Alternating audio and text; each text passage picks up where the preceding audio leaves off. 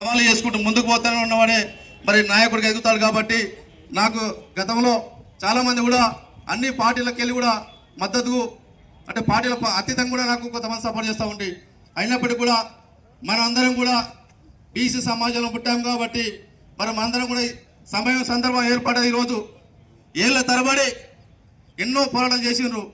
మరి ఈరోజు ఒక దశకు వచ్చింది. మరి ఈ దశను మనం ఒక సక్రమైన మార్గం తీసుకుపోవాలి, ఉద్యమాలు చేపట్టాలి.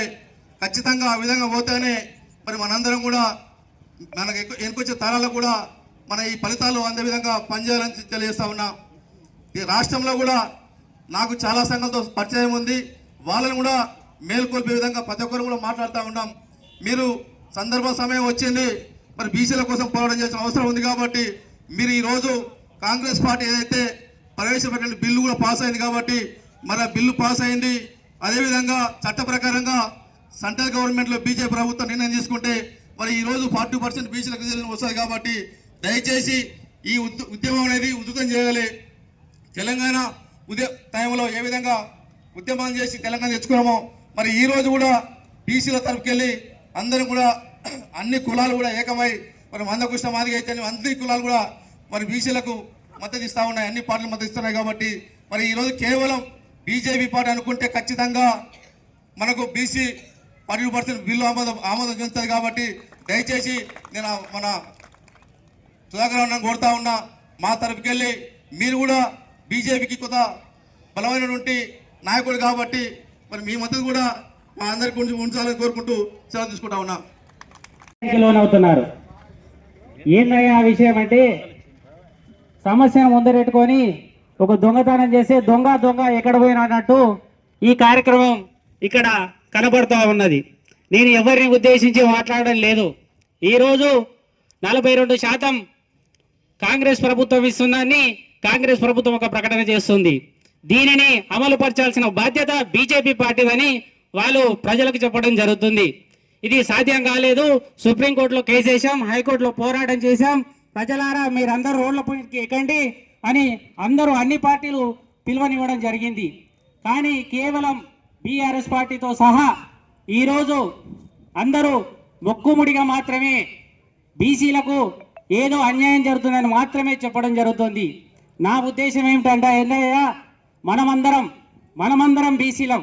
మనకెవడో వచ్చి ఎక్కడో చెప్పాల్సిన అవసరం మనకు లేదు. మనమందరం బీసీలం, మనమందరం ఐక్యంగా ఉండాల్సిన అవసరం ఎంతైనా ఉంది. అవునా కాదా? ఇక్కడ ఉన్న బీసీలు అందరూ ఒకసారి గుండె మీద చేయి తీసుకొని చెప్పాలి. మనకెవడో వచ్చి మనకు చెప్పాల్సిన అవసరం ఈ సమావేశంలో లేదనే ఈ సందర్భంగా నేను తెలియజేస్తున్నాను. మనమందరం పోరాటం చేయాలి.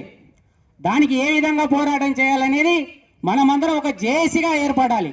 ముఖ్యంగా ఒక పార్టీ జెండా, పార్టీ కండువా కాకుండా ఒక జేఏసీ కండా, ఒక బీసీ కండువా మనమందరం వేసుకొని ఈ రోడ్లపైకి ఎక్కితే ఆ రోజు నిజమైనటువంటి 42% మనందరికీ వస్తుంది. అంతేకాని ఎవరి మనసులో వాడు కుట్రలు పెట్టుకొని ఈ విధంగా రోడ్లు ఎక్కితే మనకు ఎన్ని రోజులకున్నా రాదని ఈ సందర్భంగా అందరం గుర్తు చేసుకోవాల్సిన అవసరం ఎంతైనా ఉంది. ఇంకా మనం తెలుసుకోవాల్సిన విషయం ఏందయ్యా అంటే, గతంలో నిన్న మొన్న జరిగినటువంటి రిజర్వేషన్లే వస్తే ఇదే మండలంలో ఇదే తాలూకాలో ఒక నాయకుడు పార్టీలకు అతీతంగా ఎవరో ఒకరు ఒక బీసీ నాయకుడు నేను ఎదగాలని చూస్తుంటే మనమందరం కూడా వారికి రిజర్వేషన్ తప్పిపోయిందని సంతోషపడ్డరే కానీ ఎవరు కూడా ఒక బీసీకి అన్యాయం జరిగిందని ఎవరు కూడా ఆలోచన చేయలే. కాబట్టి మిత్రులారా, ఒక్కసారి మనందరం గుండెల మీద చేసుకొని ఆత్మవిమర్శన చేసుకోవాల్సిన అవసరం ఎంతైనా ఉంది. బీసీ రిజర్వేషన్ ఏర్పాటు కావాలి అంటే మనమందరం కూడా ఈ సమావేశాన్ని ఒక జేఏసీ రూపంలో, ఒక ఉద్యమం రూపంలో, తెలంగాణ ఉద్యమం అంటే ఎవరు పైనుంచి దేవుళ్ళు వచ్చి చేయలే, ప్రజలు మనమందరం చేసినాం. మనమందరి కష్టాలు ఉన్నాయి. ఈరోజు మన బీసీలు ఉద్యోగస్తులు లేరా? మన బీసీలు కార్మికులు లేరా? కాబట్టి మనందరికి తెలివి లేదా? దయచేసి మనమందరం కూడా ఒక తాటి మీద నిలబడాలి, ఒక ప్రణాళిక ఏర్పాటు చేసుకోవాలి. ఆ విధమైనటువంటి ప్రణాళిక ద్వారానే ఈ 42% రిజర్వేషన్ సాధ్యమవుతుందని ఈ సందర్భంగా నేను నమ్ముతున్నాను. అదేవిధంగా మనమందరం కూడా అందరం తోడై పార్టీలకు అతీతంగా మరొక సమావేశం ఏర్పాటు చేసి ఆ విధంగా ఆలోచనలు దృష్టిని పెట్టి మనం ఏ విధంగా ఏర్పాటు చేయాలి.